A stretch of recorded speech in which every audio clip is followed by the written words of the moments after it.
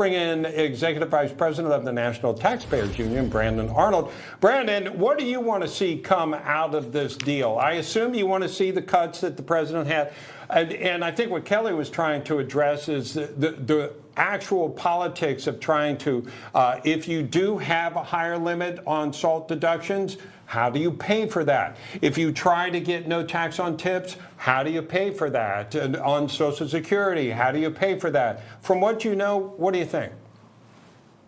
Yeah, I mean, it is a very difficult math problem because every time you move in one direction, you lose people on the other end. And by that, I mean, you know, the moderates have pushed out some of the Medicaid relief, some of the Medicaid savings that are so important. And listen, you talk about Medicaid, it's absolutely a critical program for a lot of low-income Americans. But at the same time, we're using Medicaid dollars right now to subsidize gym memberships and music lessons and so forth. We are wasting money in that program left and right, and we need to rein in that waste, fraud, and abuse. But when they've started to make concessions with moderates, as you alluded to earlier, they've lost some ground with the Freedom Caucus, who are fighting tooth and nail on the deficit front. And God bless them for that, because right now we have so much red ink in this country, $37 trillion in terms of our national debt. We do need to rein in things on the spending side at the same time when we deliver pro-growth, positive, pro-family, pro-taxpayer reforms on the tax front. Brandon, I've also heard that there has been some controversy or some pushback on placing work requirements on SNAP benefits. Mainly able-bodied men, that's who the majority of them are, shouldn't be getting, you know, welfare from the federal government if they choose not to work. Can you walk us through this and the potential savings of putting work requirements on some of these welfare handouts?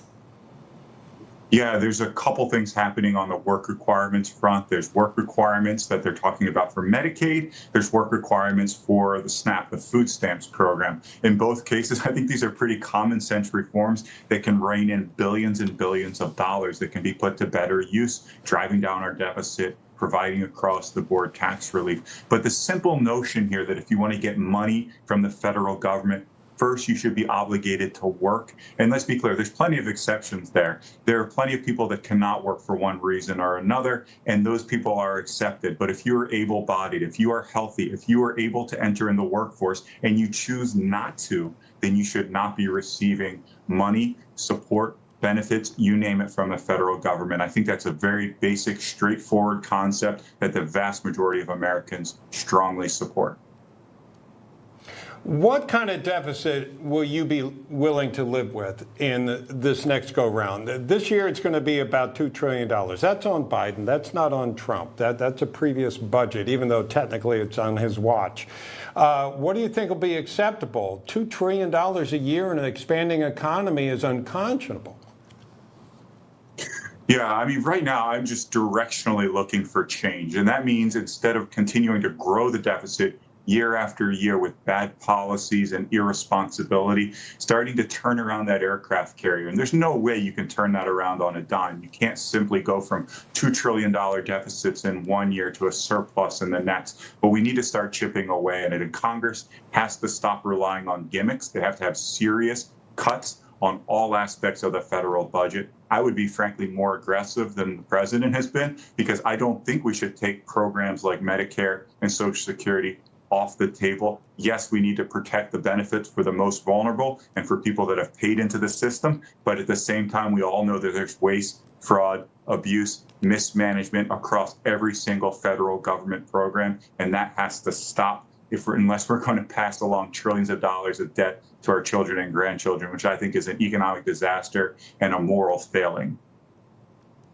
Brandon, Elon Musk has been active with Doge, identifying some of that waste, fraud, and abuse. He's been doing it at the executive level.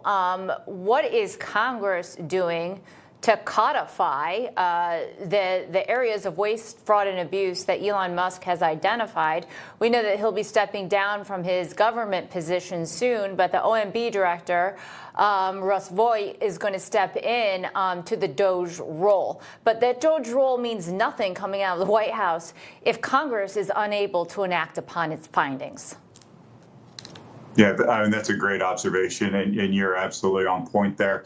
The DOGE does critical work in identifying waste and starting to trim it down, but unless those cuts are codified by the Congress and enacted into law, they're either going to be undone by courts by and large, or they'll be undone by future presidents. So we cannot allow DOGE to stand independently. This needs to be a collective effort that involves the Congress. The first step in that process is going to be what they call a rescissions package, and that's a recommendation that comes from the White House to Congress. It's on a fast track process that should come to the House of Representatives soon after the Memorial Day break. It'll save about $9 billion. A lot of money for you and I, not a lot of money in terms of the federal government. But again, it's about directional change, moving in the direction of cutting spending rather than continuing to add to deficits year after year. So I applaud the work that they're doing here, and I'm supportive of this rescissions package when it does make its way over to the Congress, which I think will be in the next couple weeks.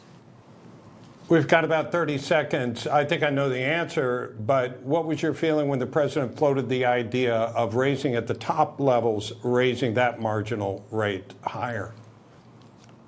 I think that's a bad idea. That's not just a higher tax on wealthy individuals. It's a higher tax on small businesses, on job creators. Listen, the problem we have right now is spending. Spending is at an all-time high relative to where it's been historically, with the exception of the financial crisis and the pandemic. Spending is an all-time high. That's how we get our deficits under control. Cutting spending, not raising taxes on working Americans. All right. Great having you, Brandon Arnold. Thank you.